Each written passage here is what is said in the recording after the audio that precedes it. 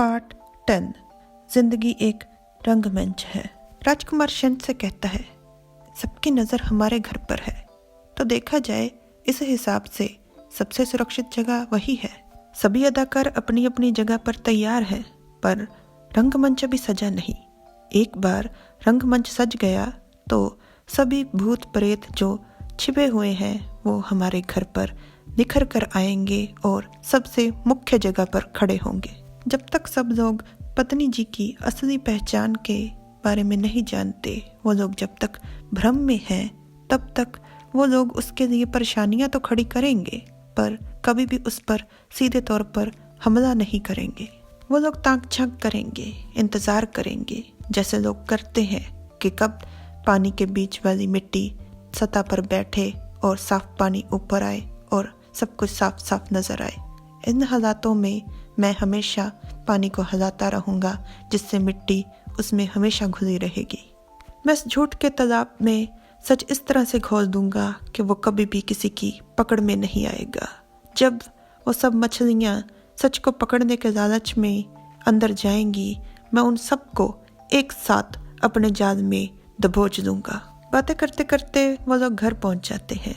घर पर पत्नी जी दासियों से विनती कर रहे हैं कि मैं आराम करना चाहता हूँ, थोड़ी देर आप लोग जाइए। पत्नी जी के समझाने के बाद दासियां आखिरकार मान जाती हैं और चली जाती हैं, वही हुआ गैंग वाली।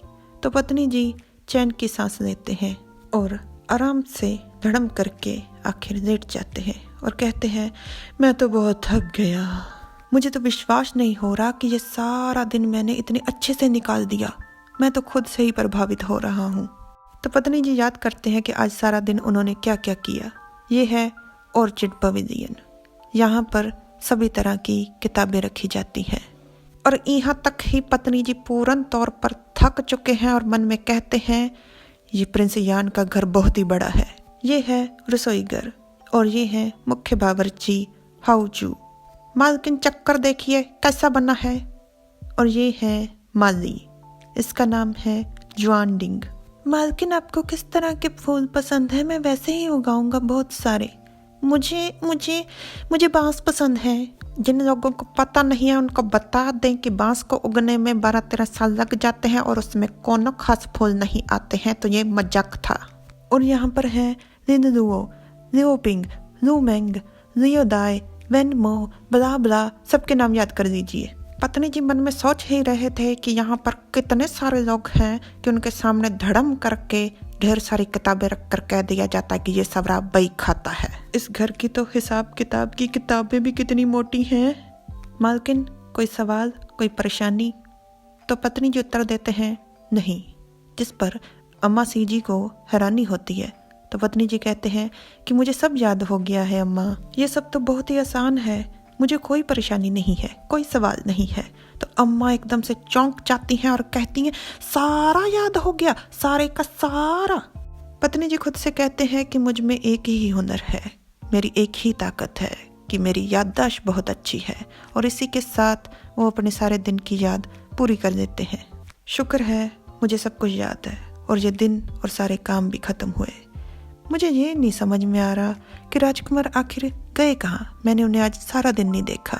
वो मुझे ऐसे ही, अपनी पत्नी को शादी के पहले दिन ही ऐसे ही छोड़कर चले गए। अगर मैं उनकी कॉन्ट्रैक्ट वाली पत्नी ना होता तो मेरा दिल तो टूट ही जाता। मेरा सारा बदन दर्द कर रहा है। मैं तो चाहता हूँ कि अब एक गर्म पानी से नहा लिया जाए ना। जब पत्नी जी खुद से ये सब बातें कर रहे थे तो उसी समय बाहर कमरे के सारा हुआ गैंग कान लगाकर सुन रहा था, जो कि उन्हें कुछ खास समझ में नहीं आ रहा था। इतने में एक हुआ गैंग का मेंबर दौड़ते हुए आता है और कहती है कि मेरे पास एक बड़ी खबर है। राजकुमार वापस आ गए हैं और वो गर्म पानी के तालाब में गए हैं। मैंने सुना है कि वो अपने साथ 3 बग्गियां भरकर मालकिन के लिए तोहफे लाए हैं। क्या 3 बग्गियां? हाँ, क्या वो बाजार गए थे खरीदी करने? राजकुमार थोड़े अजीब नहीं हो गए? अपने मालिक पर शक मत करो। जिन हुआ जासूसों की उस्ताद कहती है कि देखने में ऐसा लगता है कि हमारे राजकुमार मालकिन की तरफ बहुत ही प्रभावित हैं। हम चारों की किस्मत अब मालकिन से जुड़ी हुई है। हम आज के उनके व्यवहार से लगता है कि वो बहुत ही समझदार महिला है। हम उनकी मदद करने की कोशिश कर ही सकते हैं। चलो करते हैं। ये है गर्म पानी का तालाब।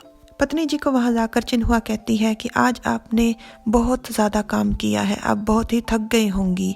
ये गर्म पानी का तालाब है, मैं आपको यहाँ छोड़कर जा रही हूँ। आप आराम से नहाइए और अपनी थकावट उतारिए, अपना आराम से समा लीजिए, मैं चलती हूँ। उसको जाते हुए देख पत्नी जी मन में कहते हैं कि मुझे तो ये चिंता थी कि ये लोग कहेंगे कि हम आपकी नहाने में मदद करते हैं, पर लेकिन ये तो हैरानी की बात है कि वो मेरी बात मान गई। और चिन्हुआ अपने मन में कहती है, मुझे उम्मीद है कि मालकिन और राजकुमार अच्छा समय व्यतीत करेंगे।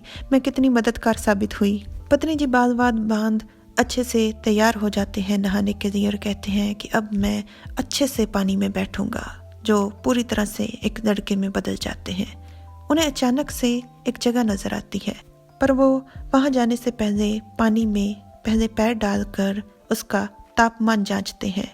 अचानक से उन्हें वहां पर कोई एहसास होता है। उनके मन में आता है, वहां कौन है? कोई तो है। वहां पर गंदे कपड़े पड़े हैं, खून के सूखे हुए निशान है सीने पर। ये राजकुमार हैं।